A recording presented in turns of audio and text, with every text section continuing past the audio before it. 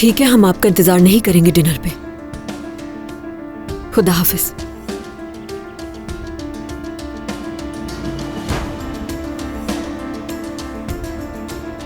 याद है मैंने क्या कहा था? देखा, अभी तो बिल्कुल शुरू शुरू के दिन है नरगिस, और रातों की मीटिंग स्टार्ट। जब माचिस और बारूद साथ साथ होते हैं कभी भी धमाका हो सकता है।